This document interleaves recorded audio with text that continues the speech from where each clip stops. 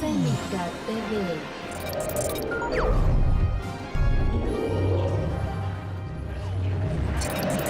Senica TV.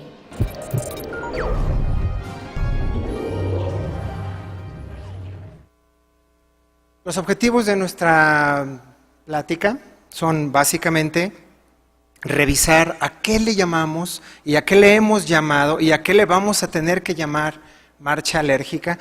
Vamos a ver cuál es el papel que tiene la alteración de la barrera de la piel y en general de los epitelios para la fisiopatología de estas enfermedades alérgicas y vamos a discutir algunos puntos de evidencia de los últimos estudios que se han publicado con respecto a la prevención primaria de estas enfermedades.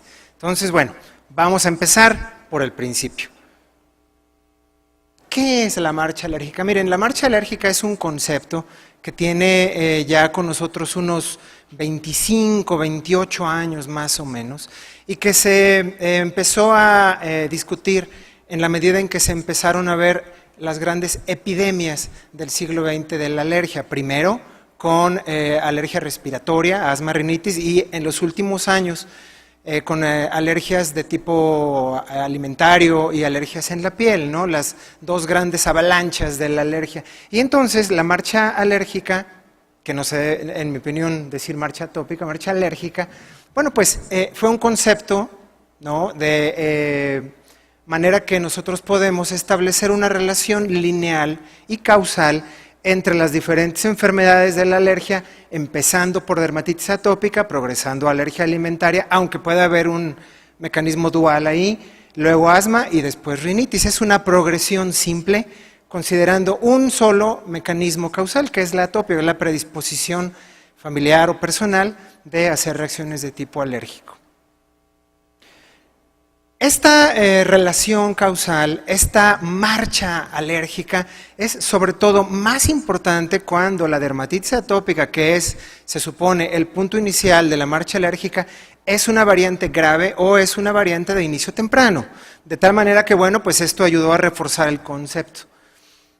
Y bueno, pues ese es el esquema tradicional, clásico, en donde vemos que a partir, del punto de inicio de la vida pueden empezar a presentarse diversas enfermedades alérgicas que siguen una progresión.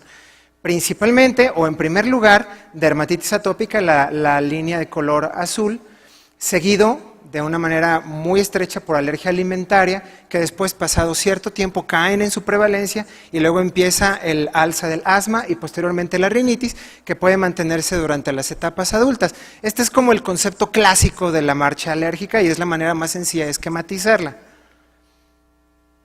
Esto se ha podido o se pudo confirmar y se pudo solidificar en la medida en que empezaron a salir estudios en donde se dieron cuenta que los pacientitos con dermatitis atópica que necesitaban manejo intensivo a edades más tempranas desarrollaban otro tipo de enfermedades alérgicas, en el caso de esta gráfica, enfermedad alérgica alimentaria, más que los que empezaban de manera tardía.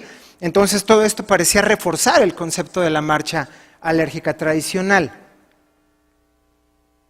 Y esto representó en su momento ventajas. ¿Cuál era la ventaja de tener una marcha que nos dijera que vamos progresando? Bueno, pues que te decía, ¿sabes qué? Ni modo, te viene la mala noticia y luego otra mala noticia y luego otra mala noticia. Vete preparando, porque tú que tienes dermatitis te va a dar asma. Entonces era una especie como de punto de alerta para que podría ocurrir otra enfermedad. Esto además tuvo la ventaja de que nos alarmaba a los papás, a los médicos, para estar al pendiente de posibles factores disparadores o provocadores y poderlos evitar de manera temprana antes de que un daño más intenso se produjera. Y además, claro, la marcha alérgica pues fue en su momento un muy buen marcador para identificar pacientes de alto riesgo que se pudieran beneficiar de medidas preventivas. Entonces, esto realmente era útil, ¿no?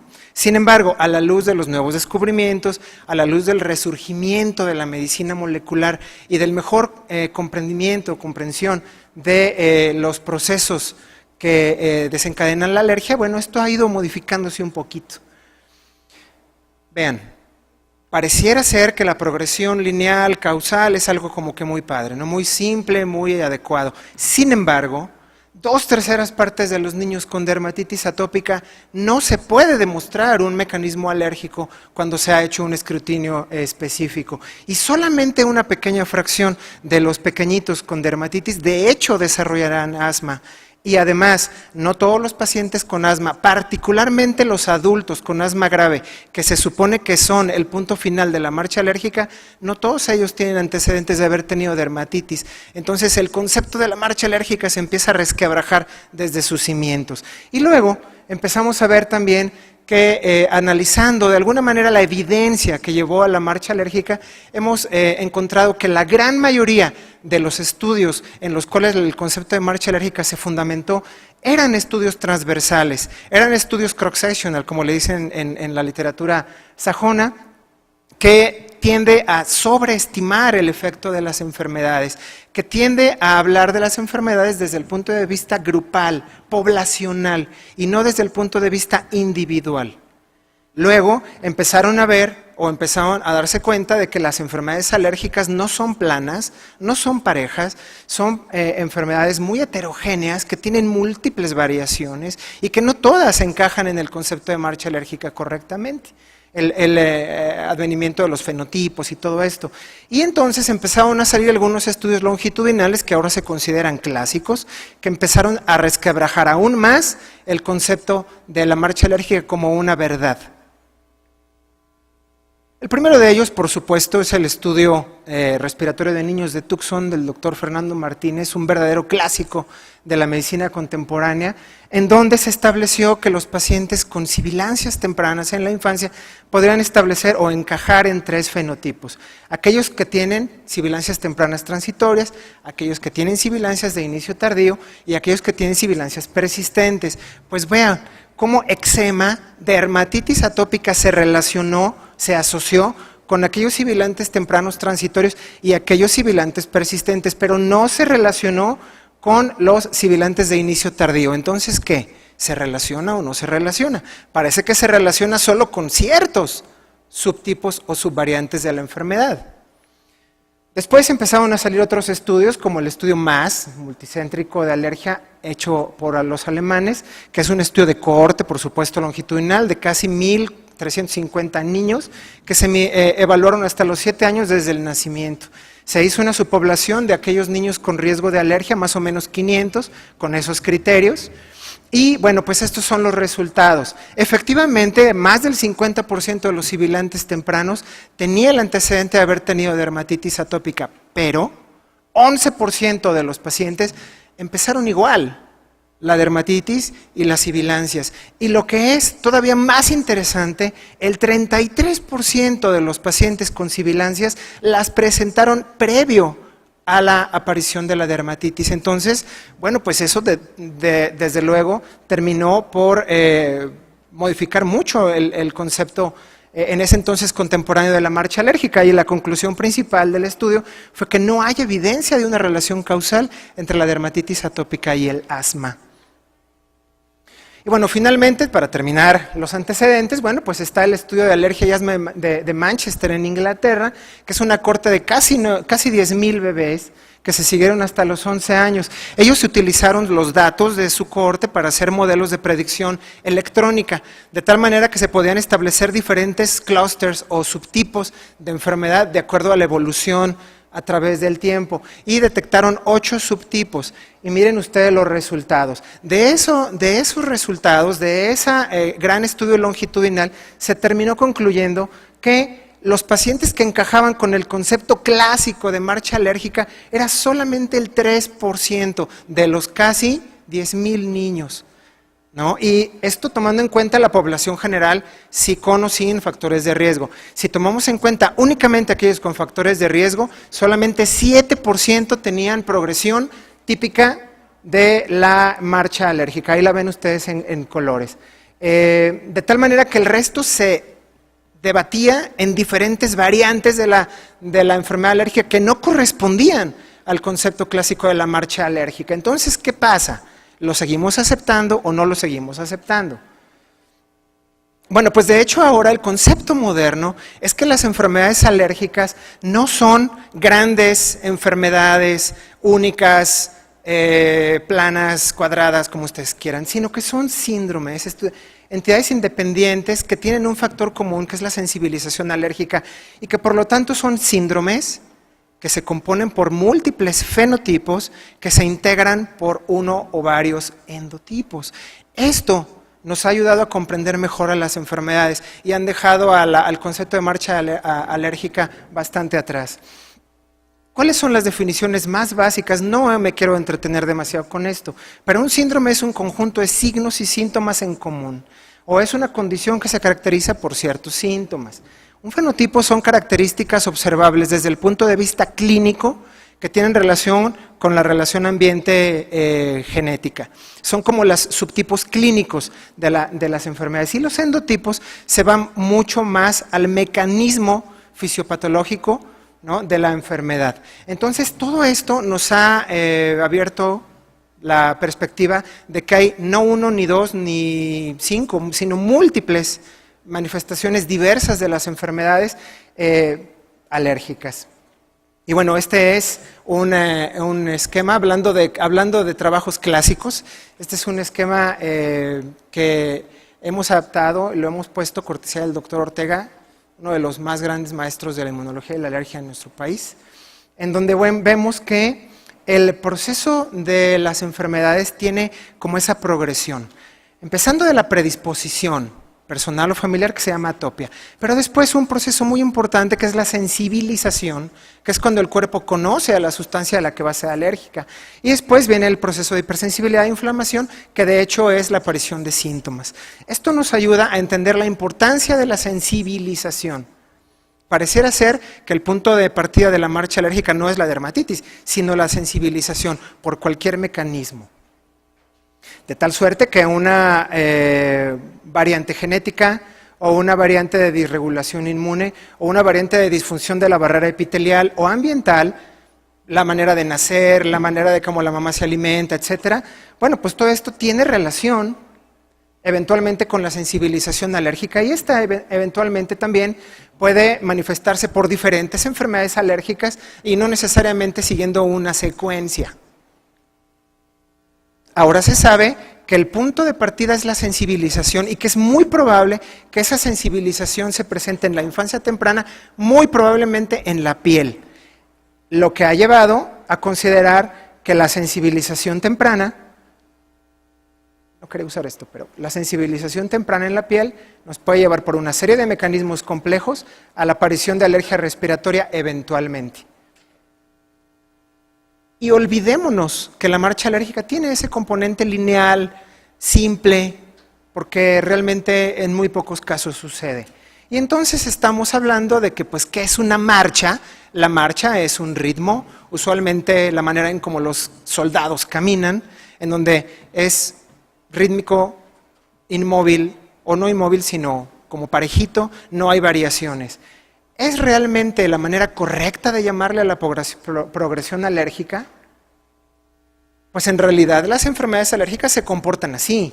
Una interacción genética, una interacción ambiental, una interacción de múltiples fenotipos, que es una maraña de factores que llevan a una aparición caprichosa de las enfermedades alérgicas. No, si vamos a hablar de música, no es un ritmo continuo como lo es una marcha. Es un ritmo caótico, con frenos bruscos y aceleraciones. Es un baile, digamos, hasta agresivo. ¿Realmente marcha alérgica? Bueno, la tendencia actual es más bien, eso es un tango. Entonces, pues vamos a ver, ¿no? Más parece un tango que una marcha. Es importante considerar dónde empieza el problema que nos va a desencadenar la marcha alérgica. Y esto empieza en la sensibilización alérgica. Y la sensibilización alérgica está sumamente relacionada con la disfunción de la barrera epitelial. Y no me refiero nada más a la piel, sino a la disfunción de la barrera epitelial a nivel general. Existe un buen cuerpo de evidencia genética, experimental e epidemiológica de la relación de la disfunción de la barrera epitelial con enfermedades alérgicas por sensibilización de la piel. Importante, inclusive en ausencia de dermatitis atópica. O sea, la piel puede funcionar como un órgano de sensibilización, aunque el paciente no presente dermatitis atópica. Eso es interesantísimo. Y hay un estudio de cohorte que hicieron estos autores, Kelleher y colaboradores, en donde midieron la pérdida transcutánea de agua en pacientes que no importaba si tenían o no dermatitis atópica, y vieron que esa pérdida transcutánea de agua se asoció con alergia alimentaria a la edad de 2 años. Entonces parece ser que la piel es importante como sensibilización.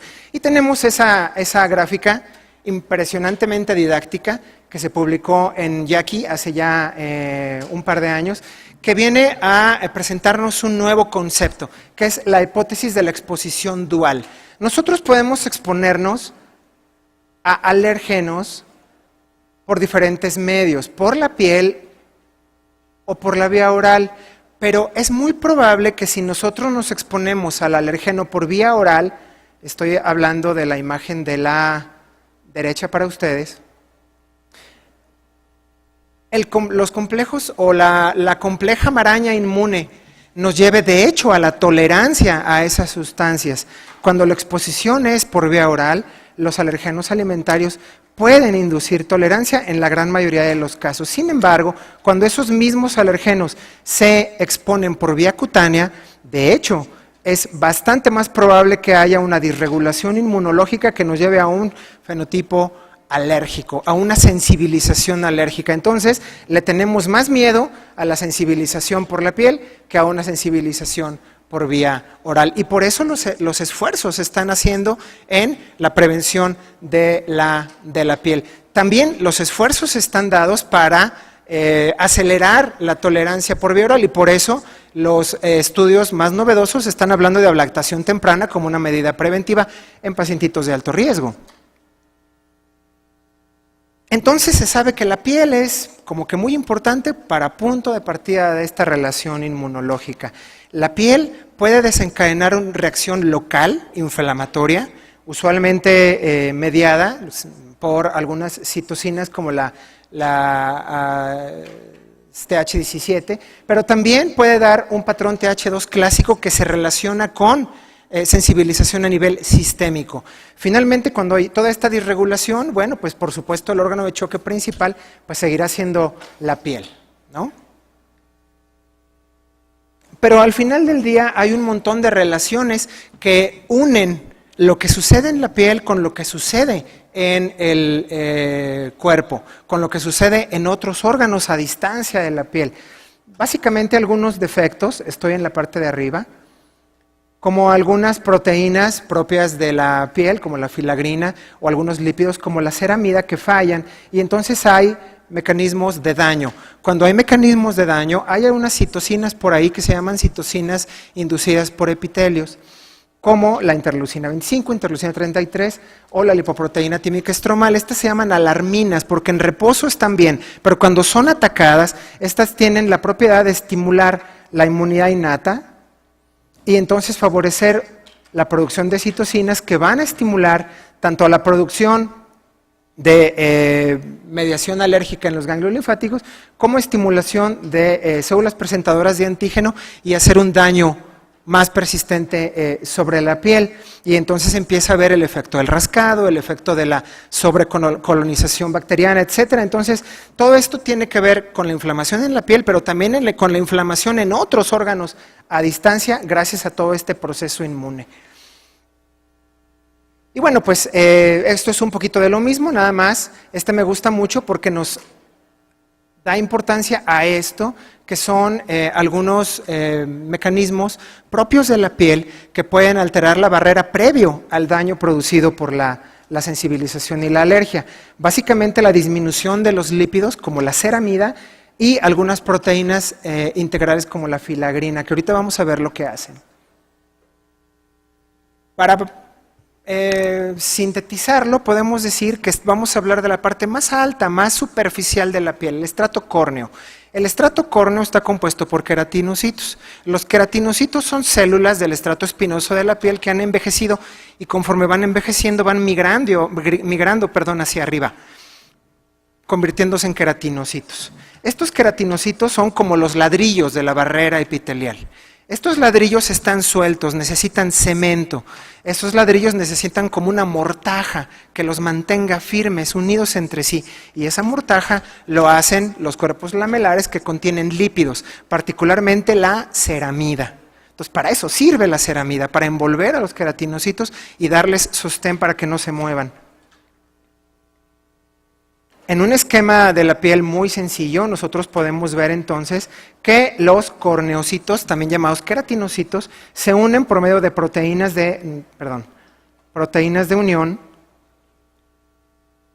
unas a las otras y que están rodeados por lípidos que los mantienen unidos, sujetos, adecuados. Cuando no hay esa capa de lípidos, los ladrillos se separan, hay penetración de sustancias patógenas y alergenos y puede desencadenarse problemas. Y luego está la filagrina. La filagrina es una proteína que lo que hace es que llega y aplasta a los queratinocitos, prácticamente los agarra y los hace bola cual si se tratase de plastilina. De tal manera que, bueno, pues una barrera es mejor si está aplastada a que si está suelta, floja, aguada. Lo que hace la filagrina es aplastar a los queratinocitos. Entonces, la función de la ceramida, que funciona como cemento, y la función de la filagrina, que funciona como aplastador celular, pues es básica para la función epitelial de barrera. Estas son dos sustancias que están muy disminuidas cuando hay sensibilización en la piel. De hecho, hay una predisposición genética muy importante para filagrina, para alteraciones con filagrina. Y eso nos pone en la mesa cuáles son nuestras estrategias de prevención. ¿Para dónde vamos? Pues la estrategia de prevención es evitar el daño a ceramidas y a filagrina que puede provocar perturbación en la barrera y con ello toda la cascada que conlleva a inflamación. Otra vía es disminuir de alguna manera las citocinas TH2, pero eso, tiene otras implicaciones. Nosotros nos vamos a enfocar en lo que resta de la plática en este mecanismo de acá. ¿Cómo aumentar la filagrina? ¿Cómo aumentar la ceramida? La filagrina no se puede aumentar, se puede inducir su producción, pero la ceramida sí la podemos aumentar porque hay cremitas que contienen ceramida. ¿Tendrá esto algún factor predictivo, algún factor preventivo? Bueno, pues primero, si nosotros tenemos todo un problema inmune por la disregulación cutánea a nivel más superficial de la piel, si nosotros corregimos eso con un emoliente, muy probablemente, en alguna medida por lo menos, podemos evitar ese daño y funcionar como una verdadera medida preventiva. Ojo, no ya que el paciente tiene dermatitis atópica, previo. Se pierde el punto si empezamos a ver esto como tratamiento de la dermatitis. Estamos hablando de prevención, de bebés que tienen cierta predisposición a desencadenar esto. Hay 3 estudios clínicos publicados en la actualidad que nos han hablado del efecto de los emolientes como preventivos para disminuir la disfunción de la barrera cutánea. 3 ensayos clínicos, la evidencia conjunta de ellos es todavía bastante limitada porque han sido estudios heterogéneos. Todavía no es concluyente, pero es muy promisoria.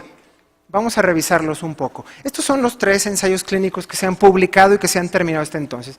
Uno japonés, que siguió a los bebés durante 32 semanas y se aplicó el emoliente desde la semana 1 contra placebo. Y se vio una disminución de... Se vio una disminución de 32% en aquellos pacientes que habían usado emolientes en relación a los que no los usaron de una manera significativa. Sin embargo, la sensibilización a alimentos pues no varió entre los grupos. Luego está este estudio que hicieron en Australia que se llama Pebbles 2, que son 80 bebés que se aplicó una crema específicamente enriquecida con ceramidas para evaluar sensibilización a alimentos y se vio que hubo una tendencia, no significativa, pero tendencia finalmente a disminuir la sensibilización. Y la importancia de este estudio es que midió el efecto a los 6 meses cuando terminó el estudio, pero hizo un seguimiento al año y se vio que se mantenía de alguna manera el efecto. Y finalmente el estudio de Simpson, que es un estudio conjunto de británicos y americanos, que se aplicaron 5 diferentes productos de emolientes y se vio que había una disminución al final de los 6 meses hasta en un 50% en relación con los que no usaron emolientes para la aparición de dermatitis atópica. El estudio japonés, ahí tienen ustedes un modelo de Kaplan-Meier para prevención metodológica, en donde se puede ver que al final de las 32 semanas de estudio con emoliente, el 32% de los pacientes que usaron, es decir, había 32 veces menos riesgo de presentar dermatitis en relación a los que no utilizaron el emoliente. Este era un emoliente común y corriente sin ceramidas. Luego está el estudio Pebbles, el australiano, que, bueno, pues después de un periodo de 6 meses de tratamiento y de 1 año de seguimiento, se pudo ver que había una disminución tanto en la sensibilización evidenciada por prueba de Prick, como en el diagnóstico de dermatitis atópica en el grupo de tratamiento. Ahí está. Con un riesgo relativo bastante prometedor.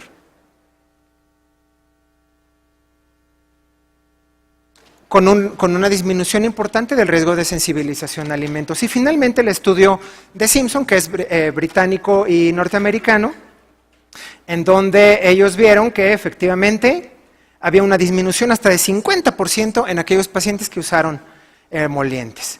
Pero eso no es todo, como diría algún soquete. En la actualidad hay, corriendo actualmente por lo menos 5 estudios longitudinales muy interesantes que nos van a hablar más sólidamente de este efecto preventivo. Esperemos resultados en los próximos meses o años. Hay que estar al pendiente de esos resultados. De esto se va a hablar en los próximos congresos, estoy seguro. ¿Cómo puede usar un médico de primer contacto los emolientes? Me quedan 2 minutos y creo que es un tiempo perfecto para platicar qué puedo hacer yo, a quién le debo dar, qué productos debo usar. Bueno, por supuesto no, los estudios que se han publicado son 3 solamente. Esto nos da lo que nosotros llamamos una prueba de concepto. Sabemos que funciona, pero nos falta saber el gradiente dosis-respuesta, nos falta saber si esto puede prevenir de hecho asma, rinitis, o faltan estudios para solidificar el concepto. Pero por lo pronto se recomienda que la frecuencia sea 1 a 2 veces al día el emoliente, por lo menos 5 días por semana. Me pueden decir, ¿y por qué no diario? ¿Y por qué no como me enseñaron? 6 veces al día. Bueno, porque no queremos aumentar la carga para el paciente, porque queremos apego, porque queremos que el paciente nos haga caso. ¿Qué producto usar? Un producto que tenga capacidad para preservar la barrera cutánea, un producto que brinde seguridad y que no dañe. Hay quien se le ha ocurrido humectar con crema con cacahuate. Entonces imagínense, pues eso sensibiliza, ¿no? Aceptabilidad, el olor, la disponibilidad del producto, costo-beneficio.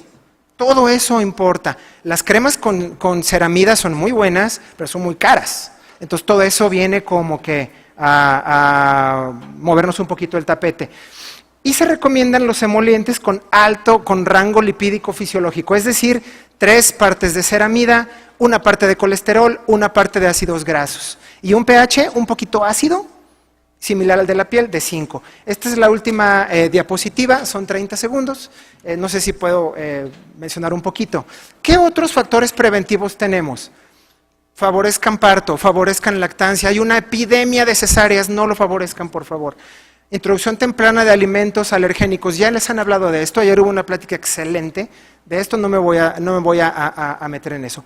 Preprobióticos, evidencia limitada, solamente un probiótico que se llama Lactobacillus rhamnosus LGG, en conjunto con fórmulas hidrolizadas, ha tenido evidencia sólida, pero es todavía prematuro sugerirlo de manera contundente. Fórmulas hidrolizadas solo en aquellos pacientes de muy alto riesgo para alergia a la proteína de la leche. Y hay estudios de suplementación tanto pre como postnatal de vitamina D. Estaremos al pendiente. Mi recomendación para ustedes, amigos, colegas, es que utilicen emolientes en prácticamente todos los bebés. Es una estrategia barata, es una estrategia sencilla y es una estrategia promisoria que es muy probable que les ayude a prevenir problemas con sus pequeños pacientes.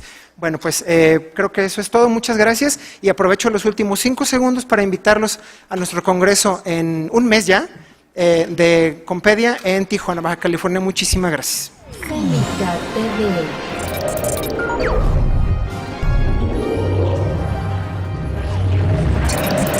Cénica TV.